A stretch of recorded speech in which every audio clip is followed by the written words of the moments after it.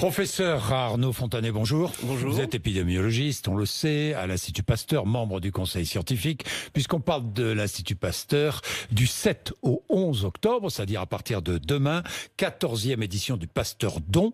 C'est important, il faut donner, parce que l'Institut Pasteur, 2700 personnes, je crois, 144, je regarde, 144 unités de recherche, enfin bon, 32 instituts dans le monde.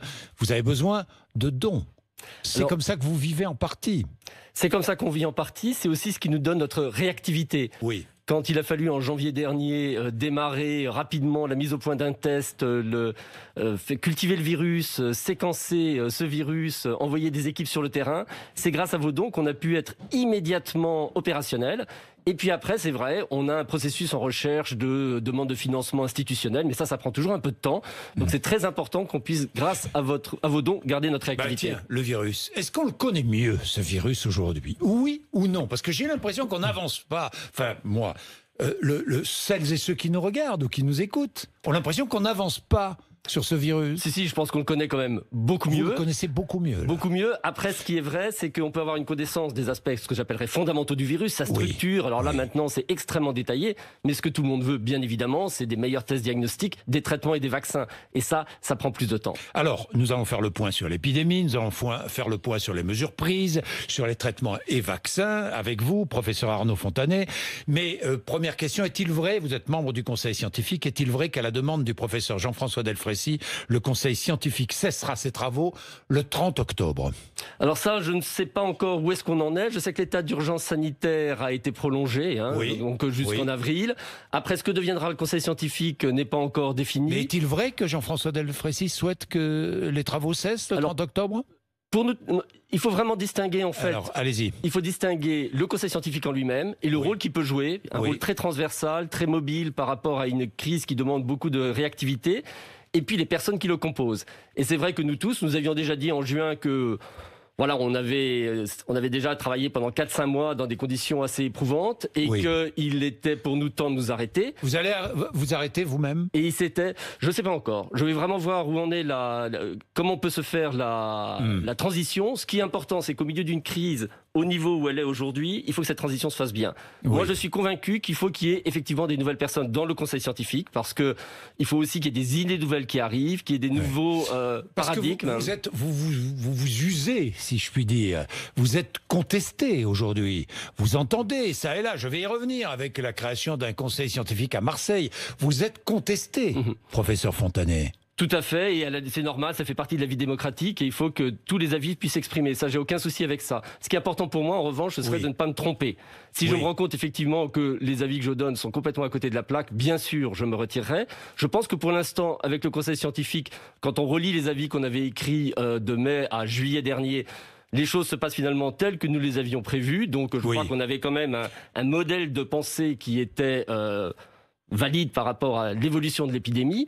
Après, ce qui est important, c'est des idées nouvelles, parce que c'est vrai que nous, on tourne en rond un petit peu avec des mêmes recettes, donc on a besoin de faire venir des gens qui pourraient nous aider sur des aspects où nous avons échoué, en termes de communication, par exemple, où on sent bien que la défiance est installée vis-à-vis avec la population, et j'entends... Des scientifiques en général. Des scientifiques en général. La défiance est là. C'est la raison pour laquelle il est bien difficile, plus difficile aujourd'hui qu'au printemps, de faire accepter des mesures strictes.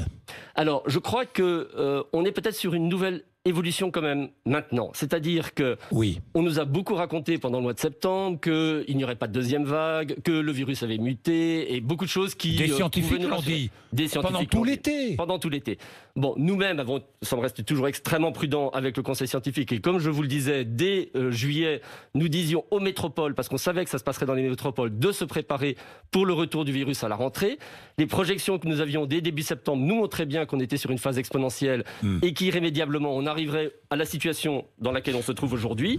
Et donc, de ce point de vue, ce que j'espère, c'est qu'au moins maintenant, il n'y a plus vraiment de doute dans l'esprit de la population par rapport au fait que le virus est de retour et qu'il faut agir. Si je prends les chiffres très simplement pour comparer, deuxième semaine de juillet, il y avait moins de 10 personnes qui étaient admises en réanimation chaque jour.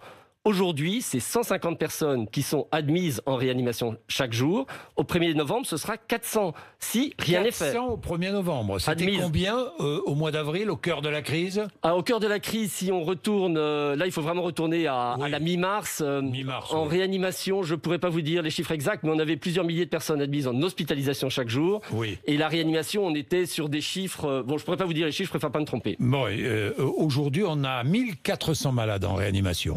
En France, on est monté jusqu'à 7000 en réanimation, je me souviens, au cœur de la crise, en réanimation. Les dernières 24 heures, 70 morts, ces dernières 24 heures. Alors, beaucoup disent, mais le nombre de morts semble moins important par rapport au nombre d'hospitalisations si l'on compare tout cela avec le printemps. C'est vrai ou pas? Alors, il y a eu des progrès dans la prise en charge des patients. Aujourd'hui, avec les anticoagulants, avec la corticothérapie, avec l'oxygénothérapie à haut débit, sur les formes graves, on a des progrès. Néanmoins, les morts, elles vont être différées. C'est-à-dire que si aujourd'hui, on a effectivement 1400 personnes en réanimation, on va avoir inévitablement des personnes qui vont décéder dans les jours qui viennent et ça prend effectivement un peu de temps malheureusement. Malheureusement. Bien, les mesures, fermeture. On va prendre Paris et les départements de la Petite Couronne. Les mesures sont claires depuis hier, enfin claires. Pas toujours pour tout le monde. Fermeture des bars, donc les restaurants vont pouvoir continuer à ouvrir avec un protocole sanitaire extrêmement strict. Les patrons de bars ne comprennent pas. C'est vrai qu'asseoir des clients à une table pour boire un verre et asseoir des clients à une table pour manger, ça me semble être la même chose, non? Arnaud Fontanet, moi je ne comprends pas. Vous comprenez, vous? Tout est une question de distance. Oui. Et là, je vous laisse juge parce que moi-même, je n'ai pas de... Je suis patron de bar, je ne comprends pas. Si vous êtes en mesure de garantir à la fois plus d'1 mètre de distance entre les personnes, que les personnes, quand ils ne consomment pas, portent un masque, que les lieux soient extrêmement bien ventilés, alors effectivement, il y a une marge de manœuvre. Si vous réalisez que, inévitablement, à un moment ou à un autre, les distances ne seront plus respectées, les masques ne seront plus portés, il ne sera pas possible d'aérer, vous êtes dans des circonstances où la transmission se produit. Une assiette de frites, est-ce que je suis bar ou restaurant? Vous voyez, non, c'est toute la difficulté de ces mesures-là. De distinguer un bar d'un restaurant, c'est toute la difficulté. Bien, zone d'alerte maximale, zone d'alerte renforcée. Il y a d'autres mesures. Alors, je voudrais revenir sur les mesures concernant les restaurants. 1 mètre entre chaque table. 6 personnes, pas plus. 6 convives, pas plus. Puis... ces registres. Alors, ces registres où on doit inscrire, où les clients doivent inscrire leur nom, leur téléphone, leur mail, leur adresse mail, leur adresse postale, ça fait râler, hein. Contestation, ça y est, nos libertés individuelles sont touchées. Est-ce que c'est indispensable? Alors, c'est fait déjà dans beaucoup de pays. Et qu'est-ce que ça permet? C'est que le problème du restaurant, c'est que c'est souvent un lieu un peu anonyme. En dehors des personnes qui étaient à votre table, vous ne savez pas qui était autour de vous. Nous, au moment où il faut faire du traçage, quand je dis nous, en fait, c'est Santé publique France, c'est l'Agence régionale de santé. Lors d'un cluster, si vous êtes sur une fête familiale, si vous êtes sur un événement professionnel, vous retrouvez facilement les individus. Si vous étiez dans un bar ou dans un restaurant, c'est extrêmement difficile de retrouver les individus. Donc c'est indispensable. Donc c'est effectivement indispensable, en tout cas très utile. Bien, mais a-t-on vraiment plus de risques d'être contaminé dans un bar que dans les transports en commun ou que, je ne sais pas moi, ou que dans une fête clandestine? Il y en a beaucoup, vous avez vu le reportage du Parisien ce matin, j'ai trouvé formidable. Des fêtes clandestines qui sont organisées ici ou là dans des appartements loués pour l'occasion, où il n'y a aucune mesure de distanciation et aucune protection. Alors c'est là où je pense qu'il faut sortir du jeu du chat et de la souris, de c'est interdit, je vais me cacher ailleurs, etc. Et rentrer dans la responsabilité individuelle. Maintenant qu'il n'y a plus de doute sur le fait que le virus est revenu, que l'épidémie repart, et que ce débat, pour moi en tout cas, est clos. On est dans une situation où il faut agir. J'en appelle à la responsabilité individuelle. On pourrait échapper à toutes ces restrictions et interdictions si nous faisions tous attention. Et quand je dis faire attention, c'est faire sa propre introspection, c'est se dire quand est-ce que je me mets à risque. Je me mets à risque quand je suis avec un contact étroit, moins d'1 mètre, avec des gens sans masque, dans un lieu qui n'est pas aéré. Et où est-ce que sont ces circonstances? Eh bien, c'est souvent quand je rencontre des gens de ma famille, quand je rencontre des amis. Et là, je crois qu'on peut tous agir. Il faut gagner. Vous savez qu'aujourd'hui, avec les mesures qu'on prend, on a diminué de 50% nos contacts potentiellement infectants. C'est ce que l'on peut calculer à partir de ce fameux nombre de reproductions qui est passé de 3 à 1,3. Oui. Il faudrait diminuer de 65% nos contacts potentiellement infectants. On a diminué de moitié, il faudrait diminuer les 2 tiers. Donc vous dites encore un effort. Encore un effort. C'est pas un effort surhumain, nos voisins le font. Si vous regardez l'Italie, l'Allemagne, le Danemark, la Suisse, ils arrivent à contenir l'épidémie sans mesures particulièrement contraignantes, en tout cas qui relèvent d'obligations de fermeture, etc. Mais ce qu'ils font, c'est effectivement interdire les rassemblements. Chacun doit être conscient de cela. Chacun doit être conscient. Moi, je comprends très bien que pour les Français, ça a été difficile de se faire une opinion dans le mois qui vient de s'écouler parce qu'ils entendaient tout et n'importe quoi avec des gens qui leur disaient que l'épidémie ne repartait pas, etc. Maintenant qu'on sait que l'épidémie est repartie, j'en appelle à la responsabilité individuelle et je suis sûr que les Français vont jouer le jeu parce que ce qu'ils avaient besoin, c'est de comprendre la situation. Professeur Fontanet, vous parlez de propos tenus ici ou là par des scientifiques, certains scientifiques qualifiés de rassuristes. Vous avez vu peut-être le journal Libération hier, qui affirme que les restrictions à la vie sociale sont inutilement liberticides face à une maladie qu'ils jugent à bout de course. Que leur répondez-vous ? Moi, je leur réponds simplement les chiffres que je viens de vous donner. Si on a 150 hospitalisations en réanimation chaque jour, si on a 1500 lits occupés, un tiers des lits de réanimation du territoire français, alors que ces lits, ils sont aussi utilisés pour d'autres patients, des patients notamment qui avaient différé des interventions de neurochirurgie, de chirurgie cardiaque, de chirurgie pour des cancers, parce que les lits étaient occupés par la Covid, et les personnels soignants qui sont épuisés, on n'arrive plus à recruter dans les services de réanimation. J'invite les rassuristes à aller visiter des services de réanimation et à se faire une opinion par eux-mêmes. Professeur Fontanet, vous êtes un anti. Je vous dis ça parce que Samia Ghali, qui est adjointe à la maire de Marseille, qui est élue marseillaise, vous qualifie au conseil scientifique de nanti parisien. Et d'ailleurs, la ville de Marseille souhaite créer un conseil scientifique marseillais en quelque sorte. Que lui répondez-vous ? C'est utile, ça ? C'est bon. Alors, ce que je réponds, c'est que Didier Raoult, qui fait partie encore d'ailleurs du conseil scientifique, ou pas ? Vous ne le voyez plus. Vous ne le voyez plus. On ne le voit plus. Non. Ouais, vous ne le voyez plus. Bon, d'accord. Et ce que je pense, c'est que je suis très très favorable à la concertation au niveau local, parce que les deux solutions, elles sont locales par rapport à des métropoles qui sont touchées de façon très différente. Que les élus locaux, que les personnes qui travaillent dans le champ sanitaire, que l'agence régionale de santé, que le préfet, que toutes ces personnes se rencontrent et que des scientifiques locaux se rencontrent et décident comment appliquer localement des mesures, ça me va très bien. En revanche, l'annonce un peu officielle d'un conseil scientifique presque en opposition, à mon avis, ne peut que rajouter de la confusion. Les Français n'ont pas besoin de confusion.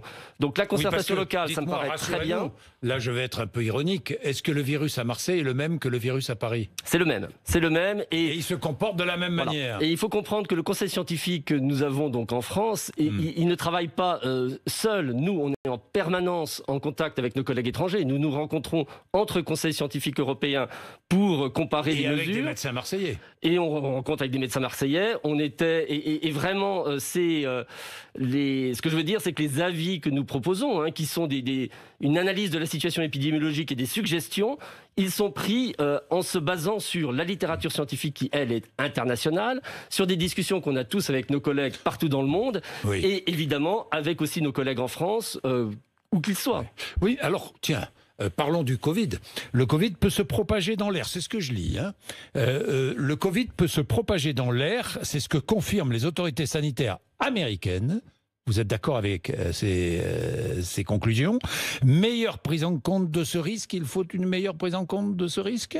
Le Covid peut se propager dans l'air ? Alors ça peut paraître surprenant, parce que ce que les gens ne comprennent pas tout à fait dans cette nuance que rajoute maintenant le Centers for Disease Control américain, c'est que ce sur quoi nous étions tous d'accord, c'est que ces fameux postillons qu'on envoie à 1 mètre en France, 2 mètres aux États-Unis, eux, effectivement, peuvent être contagieux.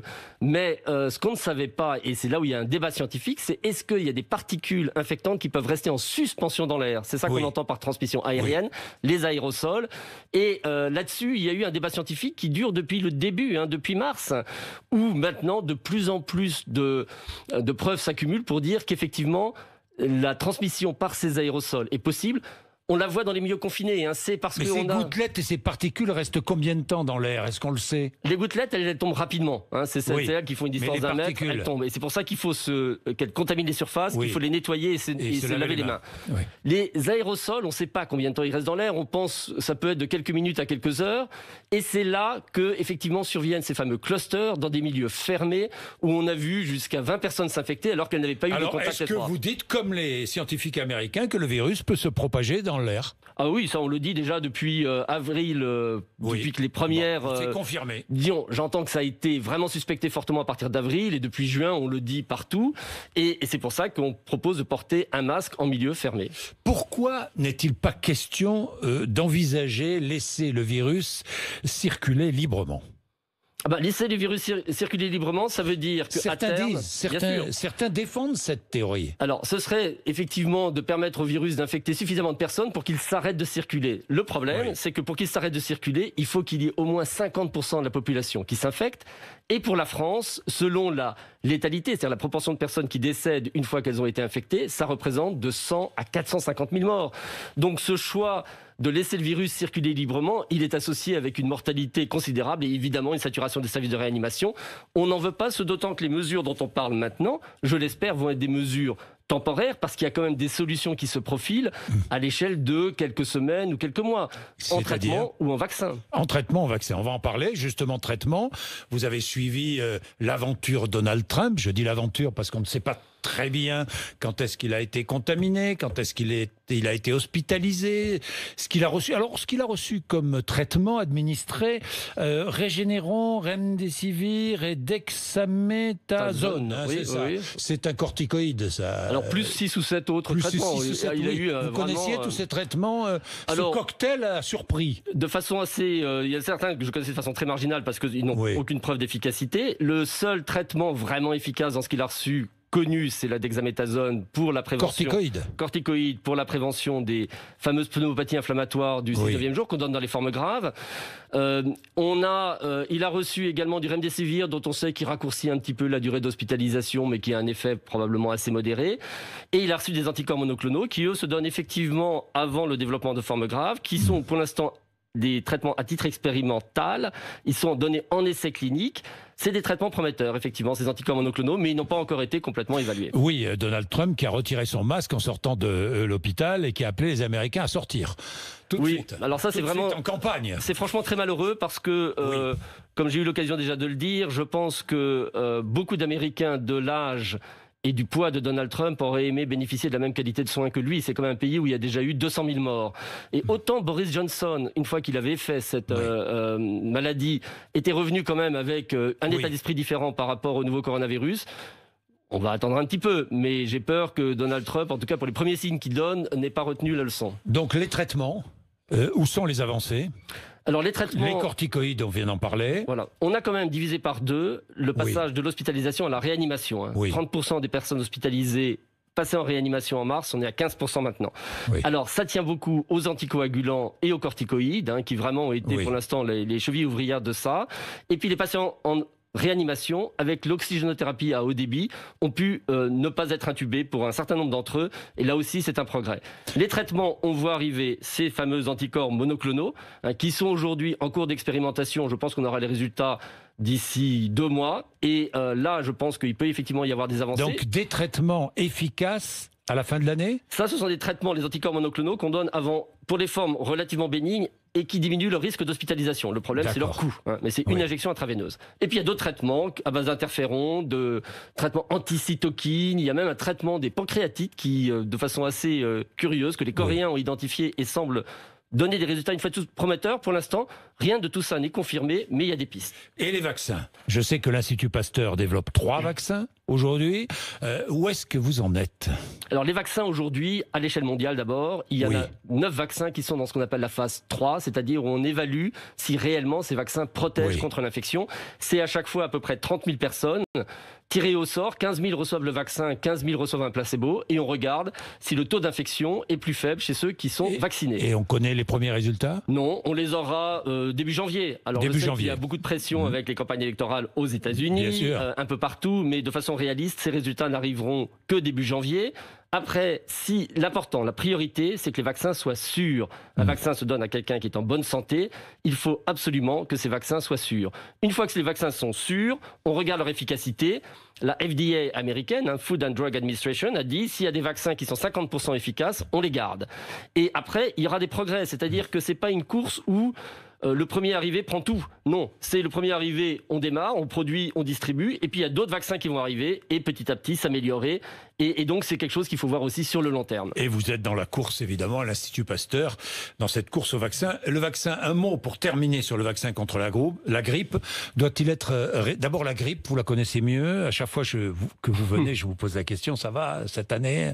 Elle s'annonce. Le virus s'annonce. L'épidémie de grippe démarre plutôt décembre-janvier, donc c'est trop tôt. Trop tôt pour voir. Mais vous connaissez déjà le virus, non? Alors le virus, ça peut circuler dans l'hémisphère sud parce qu'on se protège contre le coronavirus. Maintenant, ne prenons pas de risques inutiles. Je pense que le vaccin contre la grippe, vaccinons les plus vulnérables, par exemple, les plus vulnérables. Vaccinons-les, ça évitera de se poser la question est-ce que c'est une grippe? En priorité. Toujours les mêmes indications et les personnels soignants également. Bien, merci professeur Arnaud Fontanet d'être venu nous voir pour nous donner toutes ces précisions. Vous êtes sur RMC et BFM TV.